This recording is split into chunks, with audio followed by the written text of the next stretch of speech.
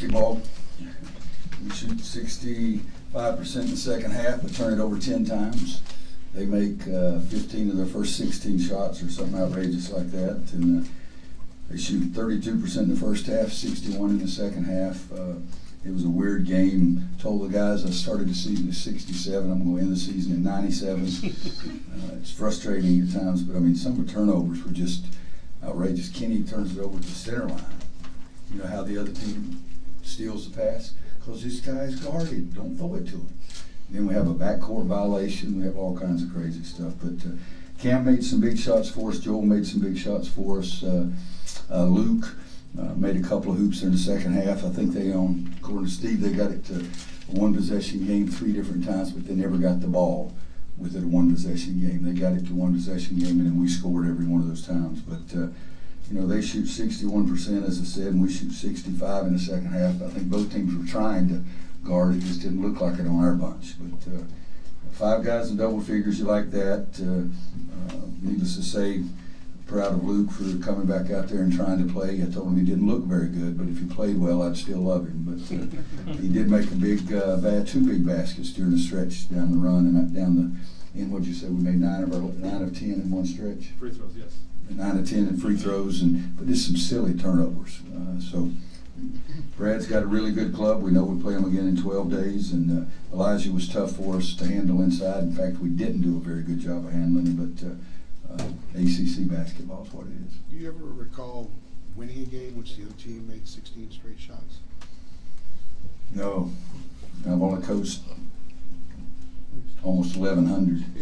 You know, I'd probably over 1,100 to count the JV games and everything. I've never seen anything like that. You hope it evens out. It didn't even out very well. But did you say they made their first 15 or 16? They missed their first of the second half, then they made the next 15, I believe. All right, so they're 15 for 16 and ended up 19 for 31, so they missed some down the stretch. So it somewhat evens out. They made 3 of their last 12. You came into the game last in the league, and turnovers forced in conference games, that's not characteristic of your teams. Mm-hmm. Has that been a concern? And then you forced 15 turnovers tonight. Was this a step in the right direction? Well, I think they've had some turnovers themselves. I don't know how many we forced, but you guys that have been here, I mean, every day I complain about what we're doing defensively. We got to figure out a way to do it better. Either guard them better from the three-point line, guard them better inside, or get them to turn it over. And right tonight, I'd say we rolled for 3. We didn't guard them on the perimeter, we didn't guard them inside, and we didn't get them to turn it over. Roy, not so much tonight, but how are you kind of assessing the progress of your big men?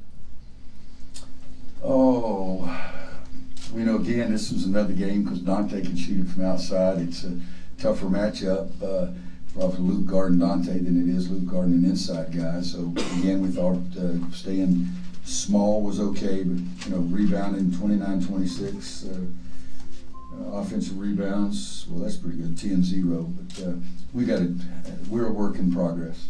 We're in the process of it, or whatever you want to call that. But I hope we're not finished product right now. We've got to get better every day, and that's what we're trying to do in practice. But yes, I'm frustrated about a lot of things, but it's a W. Right.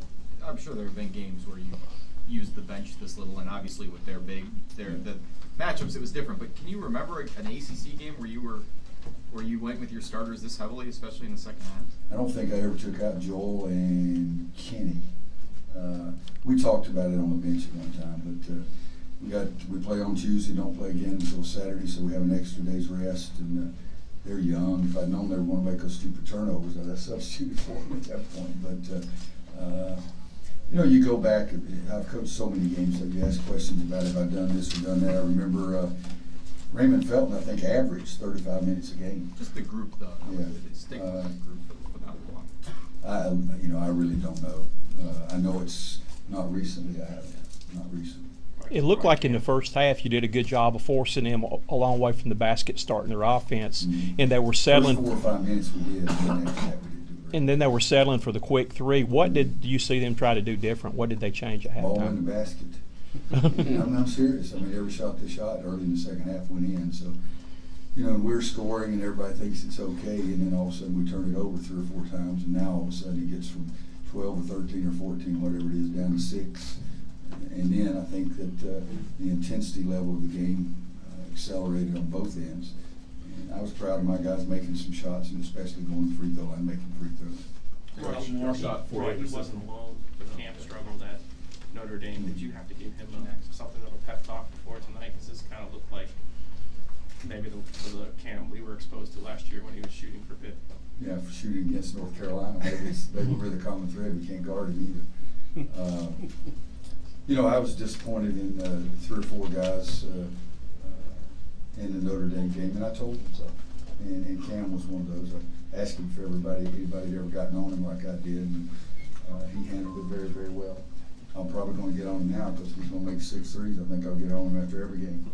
Last See question, if that Ross, works. because Coach Kyle's ready. Kind of piggyback on that question, 48% from 3, Cam, Joel, Kenny, and Brandon all hit multiple threes. Is this one of the best shooting teams you've had, of course, in terms of how many guys you've knocked down threes in one game?